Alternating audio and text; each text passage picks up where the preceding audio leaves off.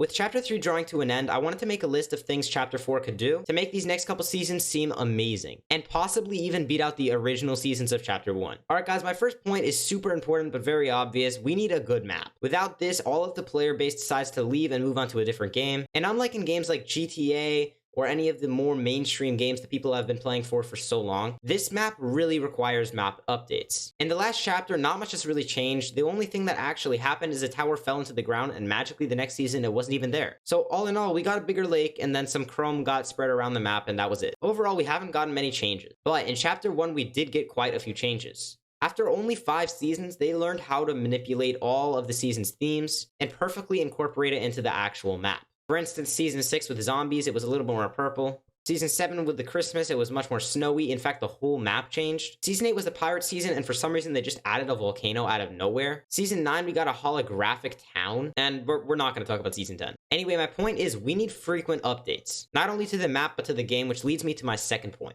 Weekly updates have not been what they live up to. Back in the day, every single item had a trailer with it. Even just a simple heal like the Chug Chug had a whole trailer. Actually, adding more important things would do so much for the game. And with a game like Fortnite, you can't keep taking things from other games. Everything has to be original. For instance, we got Dial-A-Drop, which is just like a command center or whatever they call it in Call of Duty, where you call down a drop, and several other items like this. The more childish and silly options really do well with the game, even with the older audiences, because honestly, anybody that's playing Fortnite is still a kid at heart, at least for the most part. All of this is very important, but it will not work without my third point being incorporated. That means my third point is the loot. We cannot keep having terrible loot pools. I'm sorry, it's not possible. I think that 200 pumps were a little bit OP, but they were fun. And I think that the overpowered golden tacks were also OP, but they were fun. So overall, some people might complain on Twitter if they get eliminated, if they're a streamer or something, but having some OP weapons will actually mix up the game a lot and probably make it a lot more fun. My hope is that we get some mythic weapons like a mythic pump shotgun, and that will do 200 damage, but the rest act like a normal shotgun.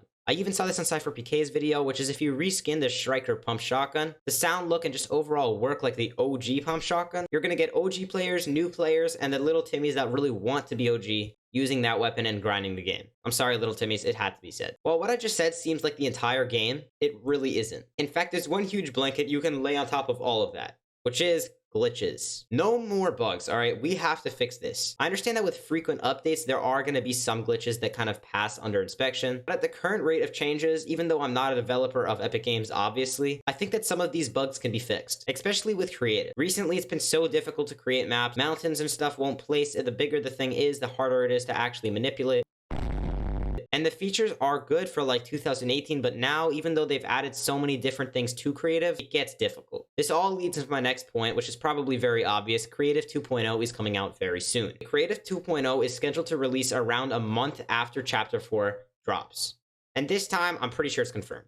So probably no more delays. Now, while this all seems perfect, because all of the hype will start to die down for Chapter 4, and then Creative 2, boom, comes up, everything starts blowing up again. There's one thing that they can do to make Creative 2.0 so much better. And obviously, they do want to compete with the higher market games like Minecraft and Roblox.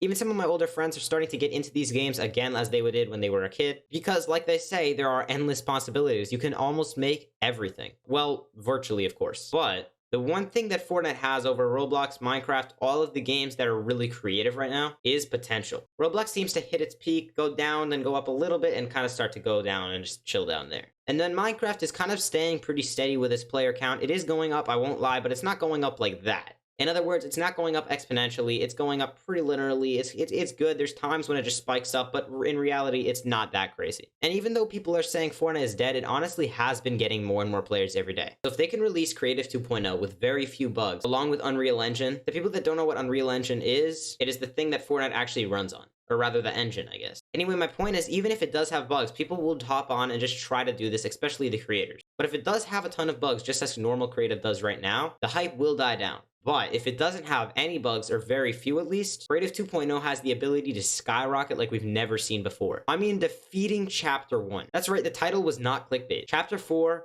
has easily enough potential to beat Chapter 1. Alright guys, those are the biggest points, but I still have a couple extra. With first person mode being leaked a while ago and people still talking about it, that is a sign to Epic, post this. We need it now. First person is going to open it up to all Call of Duty players. And it may not seem like this to the average player, but if you really try to link up the events, We're trying to get a combination of the best of the last 3 chapters in Chapter 4, that being Battle Royale. Then we have Creative, the best of Creative, the best of the tech and Creative, all put into Creative 2.0. That's obviously Creative 2.0. And on top of that, they're adding first-person mode, which is first-person mode. Now, the reason I'm saying really obvious things here is to get you guys to truly think about it. First-person mode takes down MW2, assuming it runs well. Creative 2.0 takes down Roblox, Minecraft, and all of the other more creative-based games. And the overall Battle Royale takes over Chapter 1. They're beating out themselves, Minecraft, Roblox, Call of Duty, all of the creative games, all at once. Now, as I said, if they follow all of the other things on this list, at least in my opinion, I think that they hopefully can do this. Now, there's one other thing you guys might not remember. There was actually a new type of Fortnite image leak, but it looked like some sort of RPG type mode, MMG, RPG, I don't know what you guys call it. Sort of like a Save the World rework. So not only do we have the potential to beat out FPS games, storyline games, creative games, and so many more, we have the potential to be the best game ever. Alright guys, before I end off the video, I want to let you guys know I'm going to be streaming over at ZeroBR Live on Friday, December 2nd through December 4th. Alright guys, ZeroBR, signing off, keep getting gooder.